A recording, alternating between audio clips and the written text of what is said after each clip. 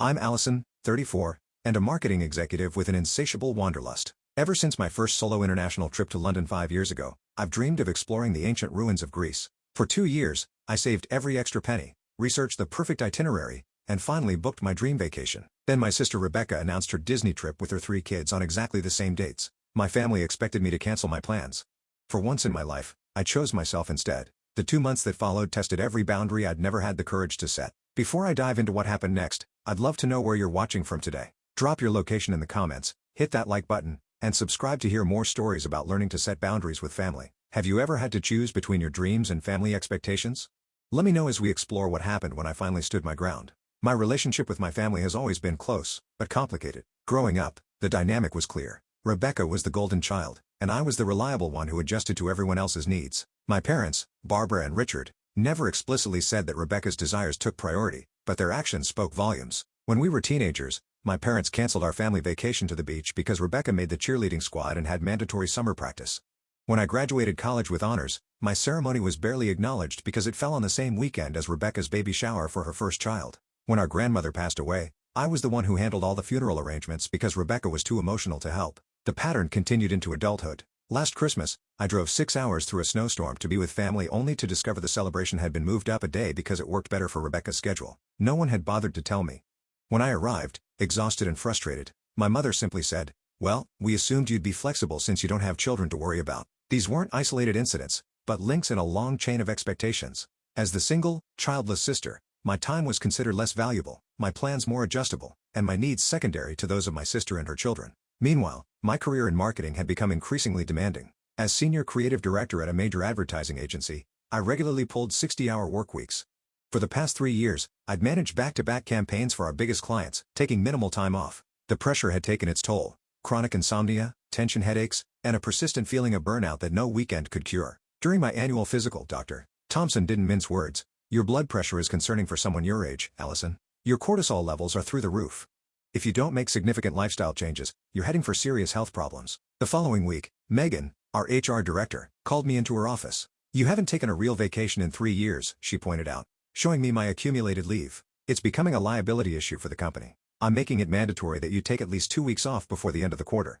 That evening, I pulled out the travel journal where I'd been collecting ideas for my someday trip to Greece. It was filled with magazine clippings, notes on historical sites, and recommendations from friends who had visited. This wasn't just any vacation. It represented something I'd been postponing for years while I handled everyone else's priorities. I spent weeks planning the perfect itinerary. I would begin in Athens, exploring the Acropolis and the ancient Agora, then to Santorini for its breathtaking views and distinctive architecture. Finally, try to visit the Palace of Knossos and relax on some of the Mediterranean's most beautiful beaches. I booked small, family-run hotels, scheduled guided historical tours, and even started learning basic Greek phrases using an app on my phone. The total came to just over $5,000, including flights, accommodations, tours, and spending money. It represented countless overtime hours, skipped restaurant meals, and saying no to new clothes and other luxuries. I paid non-refundable deposits for special tours and accommodations, totaling almost $2,000. My best friend Samantha was the first person I told. "I'm so proud of you," she said over coffee. "You deserve this, after everything you've put up with. And frankly, it's about time you did something just for yourself." With Samantha's encouragement, I decided to share my plans with my family at our regular Sunday dinner. I arrived at my parents' suburban home with a bottle of Greek wine and printouts of my itinerary. "That sounds wonderful, honey," my mother said initially, though her enthusiasm seemed perfunctory. My father nodded absently, asking if I'd considered safety as a woman traveling alone. It was Rebecca's reaction that should have warned me. Her smile tightened almost imperceptibly as I described the sunset cruise in Santorini. She became suddenly preoccupied with wiping her youngest child's face. When I mentioned the dates, she exchanged a quick glance with our mother that I pretended not to notice. "Well, good for you," she finally said, "though I can't imagine wanting to go somewhere so far away alone. I'd miss the kids too much." I drove home that night feeling lighter than I had in months. Little did I know that the storm was just gathering on the horizon. 1 week after I announced my Greece plans, my mother called insisting everyone gather for an impromptu family dinner. "Rebecca has exciting news," she explained, her voice brimming with anticipation. That evening, we sat around my parents' dining table as Rebecca ceremoniously presented each of her children with Mickey Mouse ears. "We're going to Disney World," she announced. "Mark your calendars, everyone. May, we're having the ultimate family adventure." The dates registered immediately. May, exactly when I'd be in Greece. "We've been planning this for months," Rebecca continued. "The kids have been working so hard in school and they've earned this reward. Plus, Mom and Dad have never experienced Disney with their grandchildren." My parents beamed with pride and excitement. My father raised his glass in a toast to making magical memories together as a family. No one acknowledged that these plans directly conflicted with my trip. No one asked if the overlap was an issue. The expectation hung unspoken in the air. Of course, I would change my plans. I was just one person. Rebecca had 3 children. The math was simple in their eyes. I remained quiet throughout dinner, processing the deliberate timing. This wasn't coincidence. This was a calculated move to ensure I would cancel my trip without them having to directly ask. The pressure campaign began that very night. My mother called at 11:30 p.m., her voice low and serious. "I know you're excited about your trip, Allison, but surely you understand how important this Disney vacation is for the children," she said. "Emma is struggling with her parents' divorce, and Jake and Lily have never been to Disney. Your father and I aren't getting any younger, and who knows how many chances we'll have for a full family vacation." Before I could respond, she added, "Rebecca has already put down deposits. It would break the children's hearts if their aunt wasn't there." The next morning, my father called. "Family traditions matter, Allison. When you were a child, would you have wanted your aunt to miss your special vacation? These are memories that last a lifetime." By afternoon, my phone was buzzing with messages from my nieces and nephew. Their words seemed oddly scripted. "Aunt Allison, Disney won't be the same without you. And, please come with us, we need you there." By evening, my Aunt Patricia and Uncle Robert had joined the chorus. "Your sister needs your support," Aunt Patricia insisted. Single people have the luxury of flexibility. A group text chain formed that conspicuously excluded me. My cousin Laura, who had always been kind to me, discreetly forwarded some of the messages. The family was strategizing ways to make Allison see reason and stop her from being so selfish. Despite the mounting pressure, I attempted to find compromises.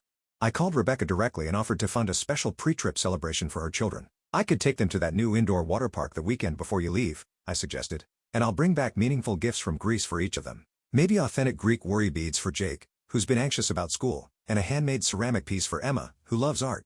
Rebecca was unmoved. "That's not the point, Allison. The point is being together as a family. The kids are counting on their aunt being there." I explained the financial reality. I had already paid nearly $2,000 in non-refundable deposits. Changing my plans now would mean losing that money entirely. "That's the price of being part of a family," Rebecca replied coldly. "Sometimes we have to sacrifice for the people we love." I proposed other alternatives. I could take the kids on a special weekend adventure after returning from Greece. I could FaceTime them from historical sites, giving them virtual tours of ancient ruins. I even offered to help finance part of their Disney trip as a consolation for my absence. Each suggestion was dismissed. The message became increasingly clear: nothing would be acceptable except canceling my trip entirely. The situation reached its breaking point 2 weeks later. My mother invited me for what she described as just a casual family dinner. When I arrived, I found not only my immediate family, but also my grandparents, 2 aunts, an uncle, and several cousins. It wasn't a dinner, it was an intervention. "We're all here because we're concerned about the choices you're making," my mother began, her tone reminiscent of how she'd addressed my teenage rebellion phase. "Family should come first, and your decision to abandon us during this important vacation has us worried about your priorities." One by one, family members took turns explaining why my absence would ruin the Disney experience. My grandmother expressed disappointment that I would choose ancient rocks over flesh and blood. My aunt suggested that perhaps I was going through something that made me unable to recognize my family obligations. Throughout it all, Rebecca sat with tears streaming down her face, the perfect picture of the wounded sister. When her turn came, her voice broke as she said, "I just don't understand how you could be so selfish. My children will be devastated." As I looked around the room at the faces of people I'd spent my life trying to please, I felt something inside me shift. I was being cornered, manipulated, and shamed for wanting 2 weeks of my life to myself after years of putting everyone else first. In that moment, surrounded by disapproving family members, I realized this wasn't really about Disney World at all. It was about control. It was about maintaining the family dynamic where my needs would always come second to everyone else's. And for the first time, I wasn't willing to accept that role. The morning after the family intervention, I met Samantha at our favorite cafe. The weight of my family's expectations felt crushing, and I needed perspective from someone who wasn't entangled in the drama. "This is textbook emotional manipulation," Samantha said, after I recounted the previous night's events. "They ambushed you with an audience to maximize pressure and minimize your ability to defend yourself."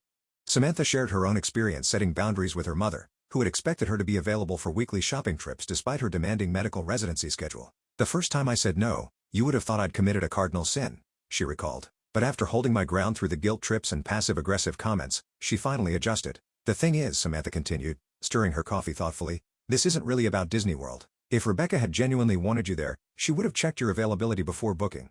This is about maintaining the status quo where you're expected to accommodate everyone else." Later that day, I confided in my colleague Jessica during our lunch break. To my surprise, she immediately recognized the pattern. "My older sister pulls the same stunts," Jessica said. "She scheduled her wedding on my college graduation weekend, then acted shocked when I was upset. These people count on you feeling too guilty to advocate for yourself." Their perspectives helped me see the situation more clearly. This was a pattern that would continue indefinitely unless I took a stand. The following evening, I had an emergency session with my therapist, Dr. Margaret, whom I'd been seeing intermittently for anxiety management. I hadn't scheduled a visit in months, but she made time when I explained the situation. What we're seeing is a family system that's resistant to change, Dr. Margaret explained. You've been cast in a supporting role, and your decision to step out of that role threatens the entire family dynamic. We spent the hour analyzing the manipulative tactics my family had employed: guilt-inducing language, public shaming, emotional blackmail, and using the children as pawns. Dr. Margaret helped me recognize these as hallmarks of narcissistic family systems. Let's role-play how you might respond in different scenarios, she suggested. We practiced calm, firm responses to various guilt trips and accusations. She taught me phrases like, "I understand you're disappointed, but my decision is final, and I love you, but I need you to respect my choice." Remember, Dr. Margaret emphasized, their reaction to your boundaries isn't your responsibility. Your job is simply to set and maintain those boundaries with consistency and compassion. That night, I did something I'd never done before. I pulled out my journal and wrote a list of all the times I'd sacrificed my own needs for my family. It filled 3 pages. Then, I calculated the emotional cost of always putting others first, deteriorating health, postponed dreams, and a growing resentment that was poisoning my relationships with people I loved. The next morning, I woke early and sat in my small apartment balcony with a cup of tea. As the sun rose, casting long shadows across the city, I felt a clarity I hadn't experienced in years. I knew what I needed to do, and for once, I felt confident in my decision. I texted my parents, "I need to speak with you and Rebecca. I'll come over at 7 p.m. tonight." When I arrived at my parents' house that evening, Rebecca was already there, sitting primly on the couch beside our mother. My father stood by the fireplace, arms crossed defensively. The tension in the room was palpable. I had prepared what I wanted to say, practicing with Dr. Margaret's guidance. I took a deep breath and began speaking in a calm, measured tone. "I love you all very much, and I value our family," I started. "But I will not be canceling my trip to Greece. I've put down non-refundable deposits, taken approved leave from work, and spent 2 years planning this vacation. My decision is final." The reaction was immediate and explosive. My mother gasped as if I'd physically struck her. "After everything we've done for you," she said, her voice trembling with emotion. "This is how you repay us? By abandoning your family when we need you." My father's face flushed red with anger. "If you go through with this, don't expect us to be here when you get back," he threatened. "You're making a choice, and choices have consequences." Rebecca's reaction was the most visceral. "You've always been jealous of my children," she accused, her voice rising. "You're nothing but a selfish child hater who can't stand to see others happy." I remained calm despite the onslaught, remembering Dr. Margaret's advice to detach emotionally from their reactions. "I'm sorry you feel that way," I replied, "but my decision stands. I hope you all have a wonderful time at Disney World, and I look forward to hearing about it when I return." As I turned to leave, Rebecca snatched her phone from the coffee table. "Everyone is going to know how you've treated us," she hissed, already typing furiously. "I'm posting this on Facebook right now." By the time I reached my car, my phone was buzzing with notifications. Rebecca had indeed taken the conflict public, posting a tearful selfie with the caption, "Heartbroken that some people choose vacations over family. Please pray for my children who just learned their aunt values Greek islands more than their happiness." Comments flooded in from extended family and mutual friends, most expressing shock and disapproval at my apparent selfishness. Aunt Patricia went so far as to suggest I seek professional help for my inability to connect with family. Driving home, I made a decision that would shape the next 2 months of my life. I would limit contact with my family until they could respect my boundaries. I wouldn't engage in social media warfare or try to defend myself against their attacks. Instead, I would focus on preparing for my trip and protecting my mental health. I sent a brief message to my parents and Rebecca. "I love you all, but I need space from this conflict. I'll be limiting my communication until after my trip. I hope we can reconnect then with mutual respect." Then I muted their notifications on my phone and began counting down the days to Greece. The morning of my departure arrived with a mixture of emotions I hadn't anticipated. As I zipped my carefully packed suitcase, I felt an exhilarating sense of freedom mingled with a persistent undercurrent of guilt. Despite weeks of therapy and preparation, decades of family conditioning couldn't be undone overnight. My phone, which I had unmuted for practical purposes, pinged repeatedly during my Uber ride to the airport. My mother had sent a final barrage. "I pray you don't regret this selfish choice. Your father's blood pressure is through the roof because of your behavior." Rebecca had to explain to the children why their aunt doesn't love them enough to be there. My sister's message was the most cutting. "Hope those ruins are worth ruining your relationship with your family. The kids made you a Disney card, but I told them not to bother sending it." With trembling fingers, I made a decision. I blocked their numbers, just temporarily. This was my moment, and I deserved to experience it without constant emotional sabotage. The magnitude of what I was doing hit me as I checked in for my flight. I excused myself to the airport bathroom, locked myself in a stall and experienced a full-blown panic attack. My heart raced, my vision tunneled, and I couldn't catch my breath. Years of people-pleasing had conditioned me to believe that standing up for myself was wrong, dangerous even. As I struggled to breathe, an elderly woman in the next stall noticed my distress. "Honey, are you all right?" she called over. When I emerged, still shaking, she introduced herself as Eleanor and sat with me on a bench outside the restrooms. Without prying for details, She shared her own story of leaving an emotionally abusive husband at age 50 after decades of putting everyone else first. "The guilt nearly crushed me," Eleanor confided, "but 3 years later, I can tell you it was the best decision I ever made. Sometimes the hardest choices are the ones that save us." Her kindness steadied me. By the time they called my flight, I felt grounded in my decision once more. The moment my plane touched down in Athens, something shifted inside me. The air was different here, perfumed with orange blossoms and sea salt. The light had a golden quality that made everything look slightly magical. As I stepped out of the airport into the Mediterranean sunshine, I felt the weight of family expectations begin to slip from my shoulders. My first morning, I stood before the Parthenon as the early light bathed the ancient marble in a honeyed glow. Tears welled in my eyes at the beauty and history surrounding me. Carlos, my tour guide, noticed my emotion. "The Greeks believed in catharsis," he explained gently, "the purification of emotions through art and beauty. Perhaps that is happening for you now." Over the following days, I experienced Athens with all my senses. I ran my fingers over marble columns that had stood for thousands of years.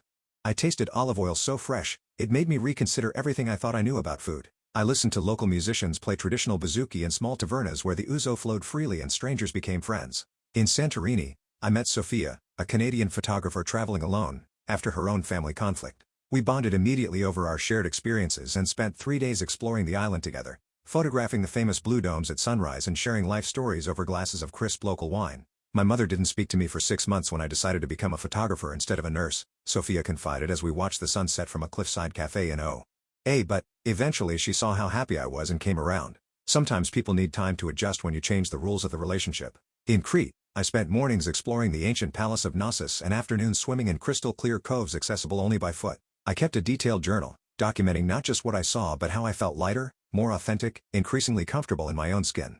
Meanwhile, according to my cousin Laura's occasional updates, the Disney trip was proceeding with my family firmly committed to the narrative that I had abandoned them. Rebecca posted daily photos with captions like "complete family fun at the Magic Kingdom" and "so blessed by the family members who chose to be here." My parents told mutual friends that I was having some kind of breakdown and had cut contact with the family without explanation. The story circulating was that they were worried about my mental health and praying for my return to reason. Laura sent screenshots of Rebecca's most pointed social media posts.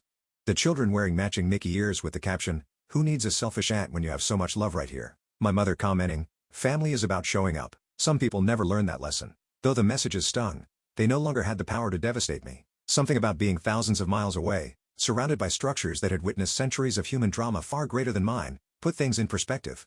By the time I boarded my flight home 2 weeks later, I felt transformed. I had conquered my fear of dining alone, navigated foreign transportation systems, made friends across language barriers, and stood firm in my choice despite enormous pressure to cave. I returned with hundreds of photographs, a journal full of reflections, and a quiet confidence I'd never possessed before. The contrast between sun-drenched Greece and the cold reality waiting at home was stark. My apartment felt smaller and darker than I remembered. My inbox contained wedding photos from a cousin's ceremony I hadn't known about, clearly sent to emphasize my exclusion. Rebecca had messaged on Instagram, where I hadn't blocked her. "The kids were devastated you missed their Disney parade. Mom hasn't been sleeping because she's so heartbroken by your behavior. I hope your selfishness was worth it." There was complete silence from my parents. No welcome home text. No inquiry about my safe return. The message was clear. I was being punished for my defiance. Despite the chill of homecoming, I unpacked my suitcase with deliberate care, arranging my Greek souvenirs on shelves and pinning new photos to my wall. This trip represented more than a vacation. It was the first time I had honored my own needs despite crushing opposition. I was determined not to let their coldness diminish that achievement. As I settled back into work the following Monday, colleagues remarked on my tan and relaxed demeanor. "Greece must have agreed with you," my boss noted.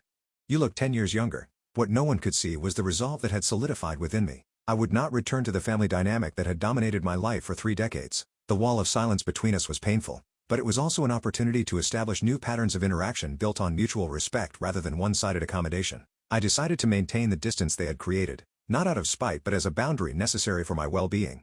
I would not reach out with apologies or explanations. I would not plead for re-entry into their good graces. Instead, I would wait until they were ready to engage with me as an adult with valid needs and choices of my own. This stance wasn't easy to maintain. Years of conditioning had taught me to be the peacemaker, to smooth over conflicts even at my own expense.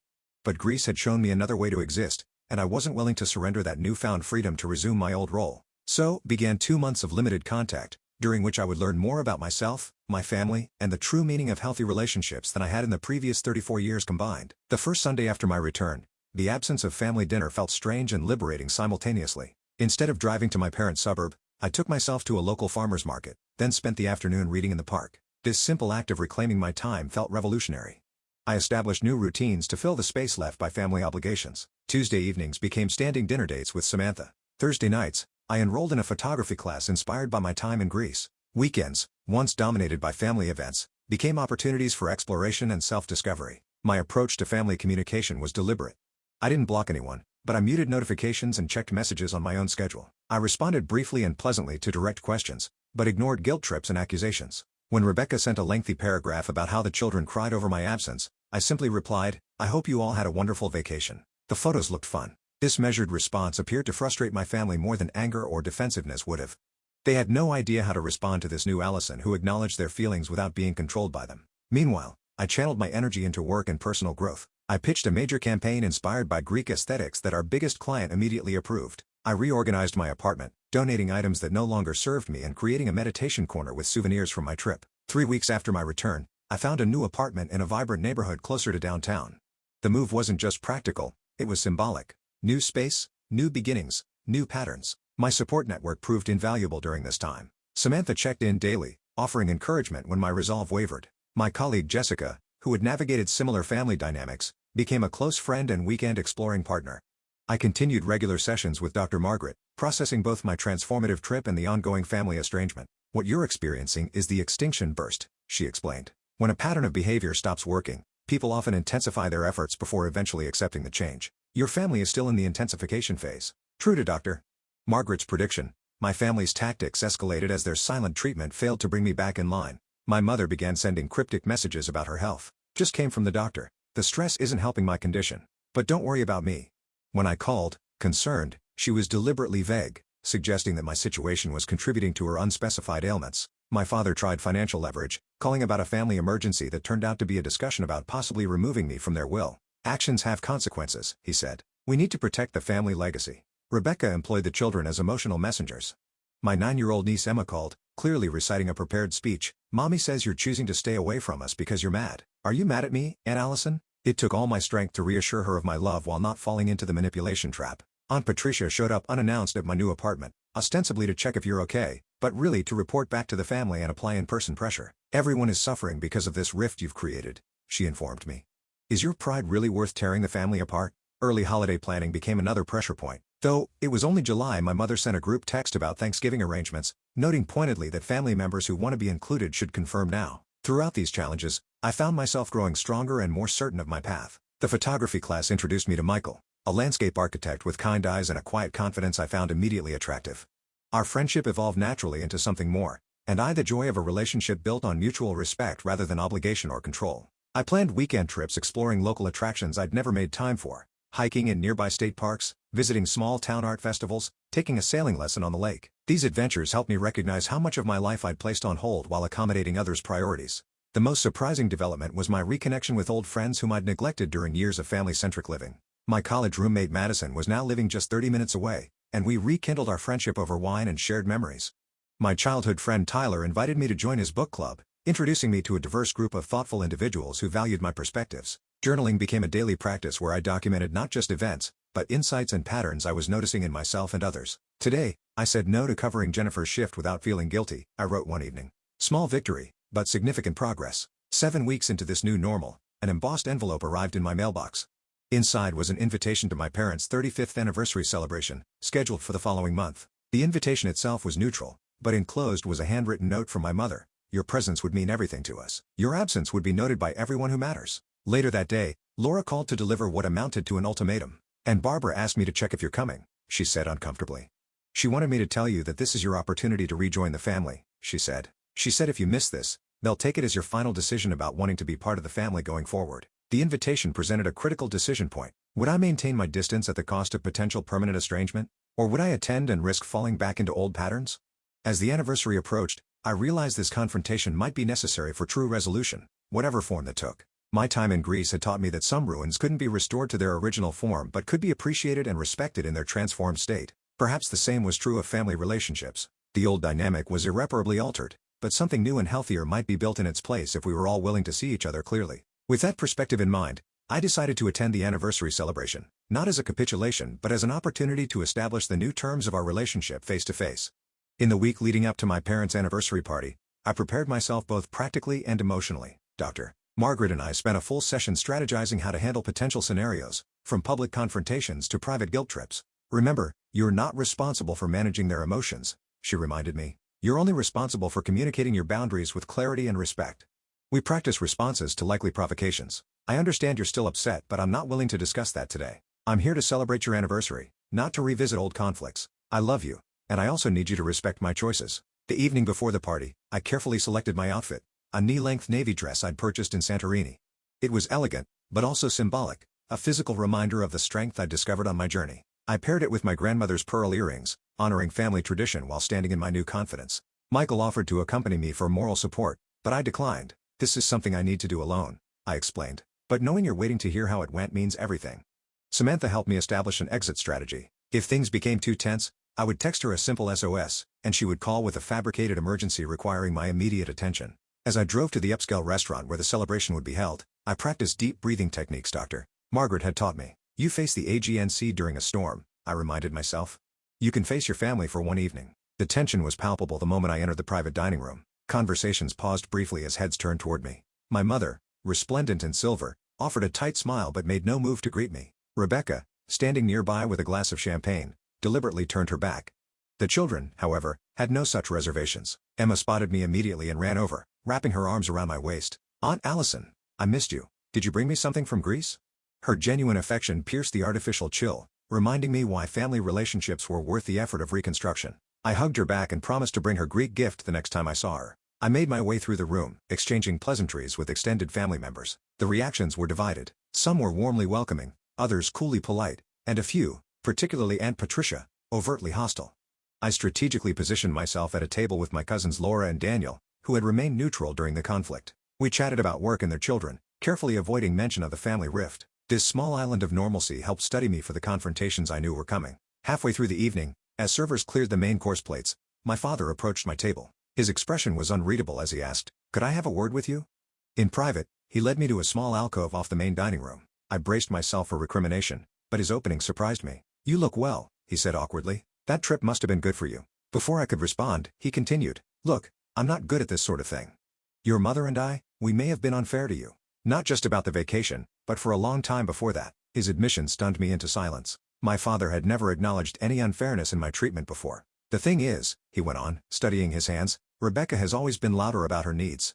More demanding. You were always so capable, so independent. I guess we took advantage of that." My mother appeared beside him, her expression a complex mixture of emotions. "Is everything all right?" she asked, eyeing us both warily. My father nodded. "I was just telling Allison that we might owe her an apology." My mother's posture stiffened. "Hi. We never meant to make you feel less important," she said carefully. "But family is about compromise, and you've always been so good at that." "That's just it, Mom," I replied, finding my voice. "I've always been the one compromising. When has Rebecca ever been asked to adjust her plans for me? When have my needs been given equal weight to hers?" My mother started to object, then paused, a flicker of recognition crossing her face. "I suppose, when you put it that way. I love you both," I continued, "and I value our family. But I need to be treated as an equal adult, not as an accessory to Rebecca's life or a built-in babysitter or someone whose time matters less because I don't have children. Can you understand that?" A heavy silence followed, broken by my father's deep sigh. "We haven't been fair to you," he finally admitted, "and I'm sorry for threatening you about the will that was beneath me." My mother nodded slowly. "We've taken you for granted," she acknowledged. "I can't promise we'll change overnight, but we can try to do better." This conversation, years in the making, was interrupted by a sharp intake of breath. We turned to find Rebecca standing at the entrance to the alcove, her face flushed with emotion. "So now I'm the villain?" she demanded, stepping into our circle. "You're turning them against me?" "No one's turning against anyone," my father said firmly. "We're just acknowledging that we haven't always been fair to your sister." Rebecca turned to me, tears brimming in her eyes. "You have no idea what it's like," she said, her voice breaking. "You get to travel whenever you want. You have a career, freedom, no one depending on you for everything. Do you know what I would give for 2 weeks alone, doing whatever I wanted?" Her raw honesty caught me off guard. This wasn't the manipulative Rebecca I'd expected. This was my sister exposing a vulnerability I'd never recognized. "Rebecca, I didn't know you felt that way," I said softly. "But making me cancel my plans wouldn't have given you the freedom you're craving." "I know," she admitted, wiping away a tear. "It was petty and jealous. I saw you planning this amazing trip, and I just snapped. I've been drowning in responsibilities, and instead of being happy for you, I wanted to drag you into the deep end with me." We moved our conversation to a quiet table in the corner, away from curious eyes. For the first time in years, perhaps ever, Rebecca and I had an honest conversation about our lives, our jealousies, and our shared history of competing for parental attention. "I've always envied your freedom," she confessed. "But I never considered that you might envy aspects of my life too." I do sometimes, I admitted. The built-in support system, the clear purpose, the unconditional love from your children. But we've made different choices, and both paths have their challenges. By the time dessert was served, we had reached no perfect resolution, but a new understanding had begun to take root. My parents acknowledged their favoritism, though years of established patterns wouldn't change overnight. Rebecca and I recognized our mutual envy and the ways it had poisoned our relationship. What happens now? My mother asked as the party began to wind down. Now we try something new, I suggested. We acknowledge that I have the right to make my own choices even when they don't align with family plans. We respect each other's different life paths, and maybe we consider family therapy to help us establish healthier patterns. To my surprise, they agreed, tentatively but sincerely. As I drove home that night, I felt neither triumphant nor defeated, but something more nuanced. Cautiously hopeful that from these honest conversations, a more authentic family connection might eventually emerge. The weeks following my parents' anniversary party brought subtle but significant shifts in our family dynamic. The changes weren't dramatic or instantaneous. Decades of established patterns don't disappear overnight. But small adjustments signaled the beginning of a healthier relationship. My mother began calling once a week, but unlike before, she respected my boundaries when I couldn't talk. I just wanted to check in, she'd say. Call me back when you have time. No guilt, no pressure, just simple connection. My father, traditionally reserved with his emotions, made an effort to show interest in my life. He asked questions about my marketing campaigns and actually listened to the answers. When I mentioned a challenging client presentation, he followed up the next week to ask how it had gone. These small acknowledgments of my professional life felt revolutionary. Rebecca struggled the most with our new boundaries. Years of having her needs prioritized had created deep-rooted expectations. There were lapses, scheduling conflicts where she assumed I would adjust, passive-aggressive comments when I couldn't attend a last-minute event. But when I gently held my ground, she made visible efforts to check her entitlement. I was going to ask if you could take Emma to her dance recital Saturday since we have Jake's soccer tournament, she said during one phone call. But I realize that's assuming your time is less valuable than ours. So instead, I'm asking if you'd like to attend her recital. She'd love to have you there, but I understand if you have other plans. The simple recognition that my time deserved respect meant more than she could know. Extended family members gradually adjusted to our new normal. Some, like Aunt Patricia, remained cool and disapproving.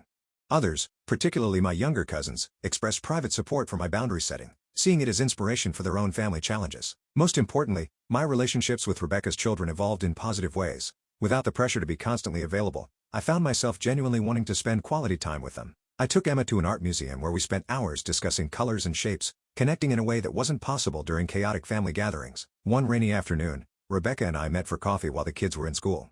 Our conversation drifted to the pressures of motherhood, and for the first time, she spoke honestly about her struggles. Sometimes I feel like I'm drowning, she confessed. Between the kids' activities, Mark's limited involvement since the divorce, and everyone's expectations of what a good mother should be, there are days I can barely breathe. That sounds incredibly difficult, I acknowledged. And I haven't always been understanding of those pressures, and I haven't respected your choices, she admitted. I've been so caught up in my own chaos that I resented your freedom instead of celebrating it with you. This new honesty between us was tender. And tentative, but it felt more authentic than the polite fiction we'd maintained for years. My father surprised me most. During a weekend visit to help him set up a new computer, he asked about my Greece photos. As I scrolled through images of ancient temples and azure seas, he asked thoughtful questions about the history and culture. You know, he said as we looked at a sunset shot from Santorini, I regret never traveling more when I was younger. Always thought there would be time later, but work and responsibilities kept piling up. He paused, studying the photograph. I'm glad you didn't make the same mistake. My mother began taking an interest in my photography hobby, even suggesting we take a beginner's class together.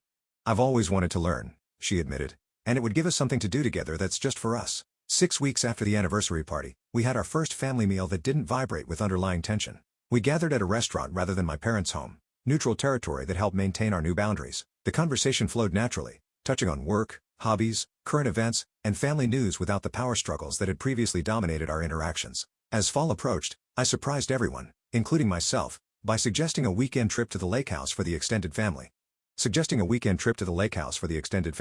My planning, my terms, I clarified. A long weekend in October when the leaves are changing. No pressure to participate in every activity, and everyone respects each other's space. Their response was telling.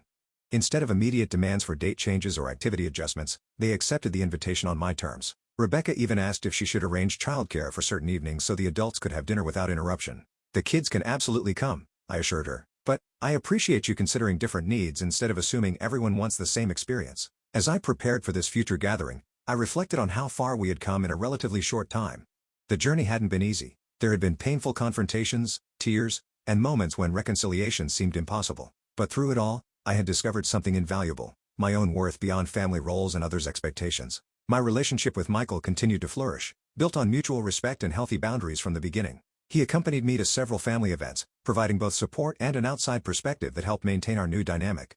I shared what I'd learned with friends facing similar struggles. When my colleague Jessica agonized over setting boundaries with her domineering mother, I offered both empathy and practical strategies. The guilt is real, I acknowledged, but so is the freedom on the other side. The most profound change was internal.